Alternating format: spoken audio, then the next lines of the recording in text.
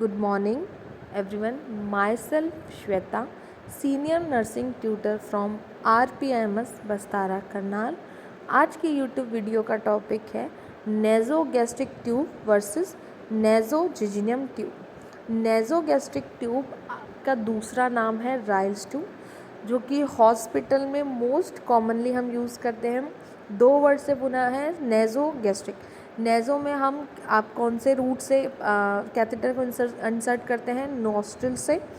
But ये nostril से tube कहाँ जाता है? आपका गैस्ट्रिक मतलब स्टमक तक। ये तब हम यूज़ करते हैं नेज़ोगैस्ट्रिक ट्यूब पेशेंट अनेबल है, खुद माउथ से नहीं ले सकता, इन केसेस में। Now will discuss it. सबसे पहले आता है नेज़ोजिजिनल ट्यूब। आप डायग्राम में देख सकते हैं, नेज़ो से जा रहा है बट जिजिनम तक जाएगा ये। It can be used to deliver medication, nutrition, fluids।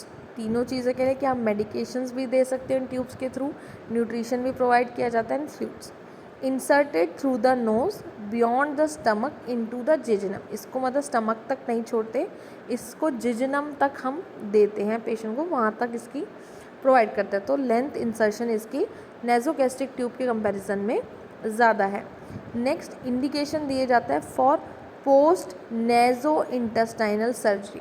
अगर किसी पेशेंट की गैस्ट्रिक और इंटेस्टाइन की सर्जरी है तो उसको न्यूट्रिशन प्रोवाइड करने के लिए हम नेज़ोजिजिनियम ट्यूब, जिजिनल ट्यूब डाल सकते हैं।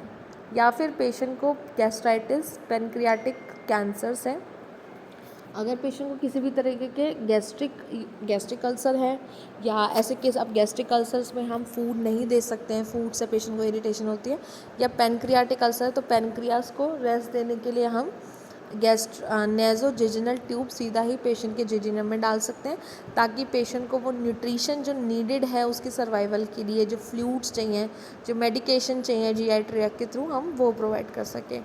या फिर गैस्ट्रोपेरेसिस, जब आपके जो स्टमक की मसल्स हैं उनमें वीकनेस हो रही है और वो जो अपना डाइजेशन का फंक्शन है प्रॉपरली नहीं कर पा रहे हैं। Placement is typically confirmed with an by an X-ray. इसकी प्लेसमेंट हम कैसे कन्फर्म करते हैं? एक्सरे करा के, एक्सरे में आपकी प्लेसमेंट्स क्लियरली विजुअल होती है। नेक्स्ट आता है nasogastric tube. Nasogastric tube can be use to deliver medication, nutrition, fluids और for removal of gastric content.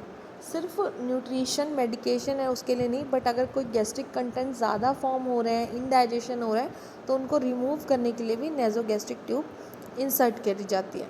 It is inserted through the knows into the stomach, but इसको हम stomach तक, आप diagram में देख सकते हैं, छोड़ देते हैं। इंडिकेशंस, ऐसी कंडीशन कि पेशेंट को डिस्फेजिया और डिस्फेजिया मतलब पेशेंट swallowing, जो आप हमें जब हिंदी में जिसे कहते हैं गटकना, वो नहीं कर पा रहा। पेशेंट को हेड या नेक का कैंसर है, उस केस में अल्टर्ड लेवल ऑफ कॉन्शियसनेस है, पेशेंट अपने आप नहीं कर पाएगा, तो उसमें उसके लिए प्रोवाइड किया जाता है। माल न्यूट्रिशन है, माल नरिश्ड है, अगर पेशेंट और माउथ से प्रॉपरली नहीं ले रहा है तो हम सीधा इसको नेज़ोगैस्ट्रिक ट्यूब के थ्रू फ्लूइड दे सकते हैं। प्लेसमेंट हम इसको टिपिकली मेनली कंफर्म करते हैं एक्सरे के बाद साथ में गैस्ट्रिक कंटेंट को एस्पिरेट करके आप गैस्ट्रिक पीएच भी चेक कर सकते हैं।